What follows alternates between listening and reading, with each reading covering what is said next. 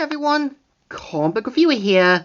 This time reviewing on issue 3 of the 2015 Star Wars Marvel Comics.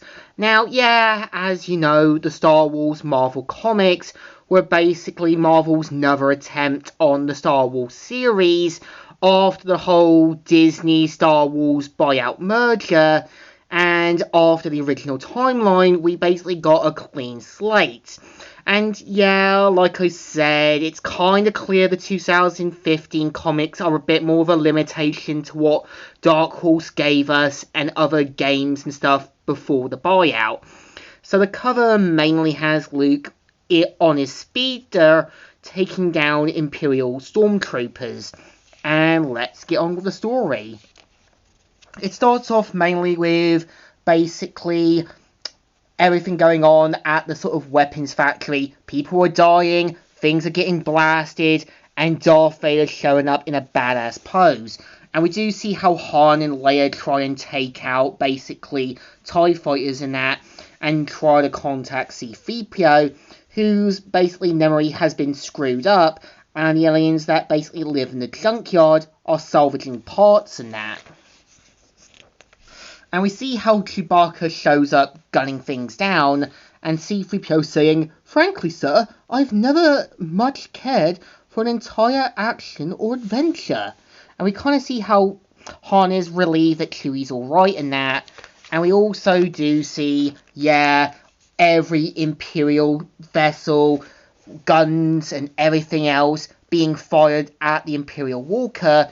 And we see how Luke uses his speeder to sort of take down the other stormtroopers speeding at him, and manages to slice one of the stormtroopers' other speeder, sort of destroying it and killing the other one.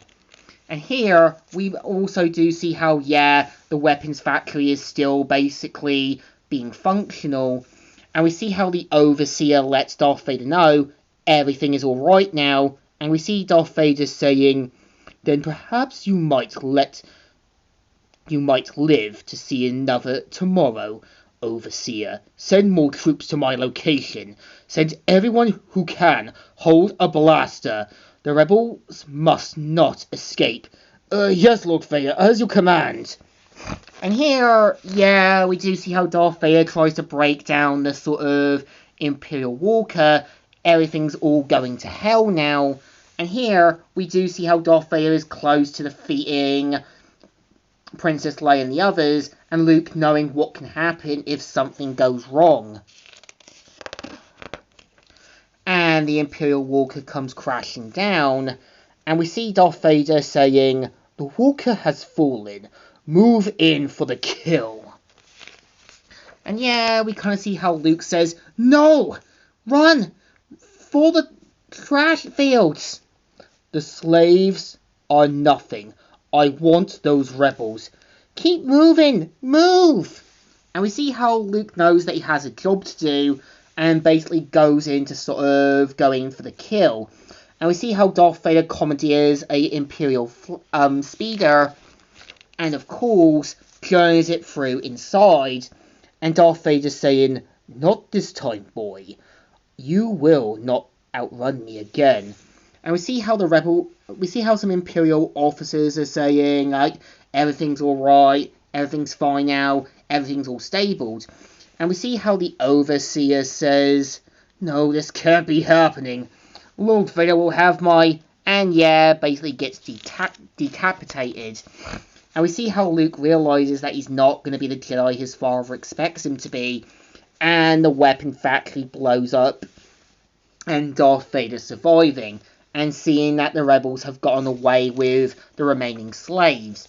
And of course, they mainly see that other Imperial vessels have shown up, and we see how just in time, they make the jump for lightspeed. And Darth Vader basically being informed by an Imperial officer they've gotten away, but kills the Imperial officer for reminding of his screw-up. And this is Darth Vader now knowing that this is the boy Obi-Wan has basically seen as his new light of hope. And we see Darth Vader saying, "When I find him, I will find him.